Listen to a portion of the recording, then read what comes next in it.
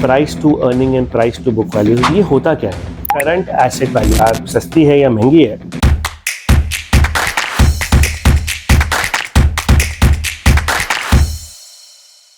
Hello welcome back आम जनता। आज की वीडियो का जो टॉपिक है वो है price to earning and price to book value. थोड़ा सा टेक्निकल टॉपिक है। Basically price to earning price to book value हमें कोई स्टॉक सस्ता है या महंगा है उसके बारे में बताता है, right? So to give you a connotation, एक कार 10 लाख की भी हो सकती है, एक कार 40 लाख की भी हो सकती है, बट हमारी सैलरी या हमारी सेविंग्स ये डिसाइड करता है या हमारी वेल्थ ये डिसाइड करती है कि कोई चीज़ सस्ती है या कोई चीज़ महंगी है। सो हमें price to earning price to book value दोनों ही चीज़ें बेसिकली ये बताता है कि कोई स्टॉक सस्ता है या महंगा है, राइट? सो मैंने जैसे कॉनोटेशन से आपको बताया, आपकी सैलरी, आपकी वेल्थ जो आपके पास है ये डिसाइड करती है कि कार सस्ती है या महंगी है।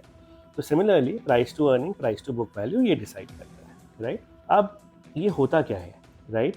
Price to earning is basically price per stock by earning per stock, और price to book value is price per stock divided by book value per stock. ये तो प्रॉपर डेफिनेशन होगी, पर इससे इन दोनों में डिफरेंस क्या होता है? प्राइस टू अर्निंग बेसिकली आपके फ्यूचर अर्निंग्स को भी कैलकुलेट कर लेता है अपनी कैलकुलेशन में, जबकि प्राइस टू बुक वैल्यू आपकी करंट एसेट वैल्यू को बताता है, राइट? सो एक है जो आपकी फ्यूचर अर्निंग्स को भी बता रहा है, और प्राइस टू बुक वैल्यू सिर्फ आपकी आज की एसेट वैल्यू के बारे में बता रहा है, right? So it's good to know about the future earnings, but it's also good to know about the today's book value और today's asset value. So that is the basic difference between the two. अब price to earning और price to book value का हम example देखेंगे, but इससे पहले हम ये जानते हैं कि प्राइस टू अर्निंग और price to book value use का होता है। So price to book value mainly banks और फाइनेंशियल स्टॉक्स में यूज होता है, क्योंकि वो थोड़ा सा बेटर बताता है rather than earnings of a bank. Price to book value क्योंकि एसेट वैल्यू को बताता है तो थोड़ा सा बेटर फैक्टर है as compare to price to earning, whereas price to earning is used in most of the stocks apart from let's say financial and banking stocks. ये thumb rule नहीं है, but this is what is followed. Of course आप दोनों चीज़ें एक साथ देख सकते हैं, दोनों चीज़ें या तो ओवर वैल्यूड होंगी या अंडर वैल्यूड होगी किसी भी स्टॉक का, तो आप दोनों को कॉम्बिनेशन में भी देख सकते हैं, but generally for financial industry and banking industry price to book value is seen better factor as compare to price to earning. So आइए स्क्रीन पे चलते हैं। I open ICICI bank, right? ICICI bank के बारे में बात करते हैं, ओवरव्यू पे जाते हैं। पहले ये हमारा ओवरव्यू है, राइट? अब प्राइस टू अर्निंग यहाँ पे 19.44 का है, तो ये टूल ये भी बताता है कि ये अबव इंडस्ट्री मीडियन है या below industry median.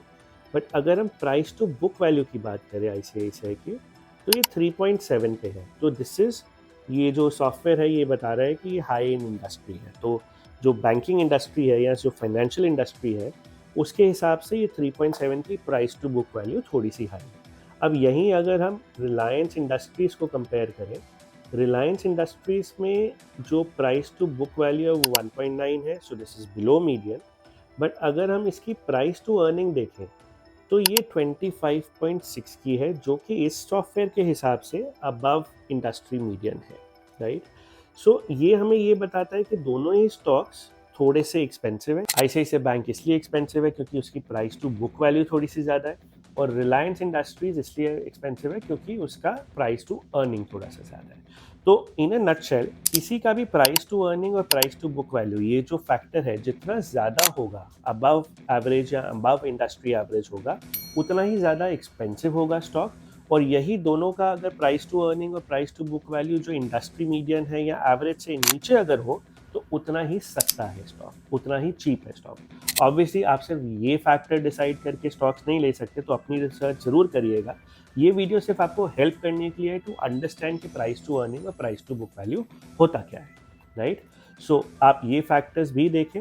General rule ये है कि एवरेज से ऊपर तो महंगा, एवरेज से नीचे तो सस्ता।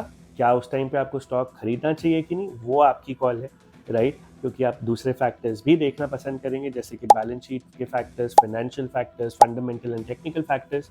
ऑफ कोर्स आप वो भी देख के शॉर्टलिस्ट करेंगे, but I hope I was able to add some value to your life, and if I did, please subscribe, share, like, show us your love, let us know, अगर हम आप कोई भी पॉइंटर के बारे में डिटेल में जानना चाहते हैं तो हम एक और वीडियो बना सकते हैं, सो दैट हम आपको डिटेल में कोई चीज़ बताएं। किसी भी चीज़ के बारे में जानना है, कमेंट करिए, डीएम करिए, अगर कमेंट नहीं करना तो हम ज़रूर उसको कवर करेंगे। राइट? एडियोस आम जनता।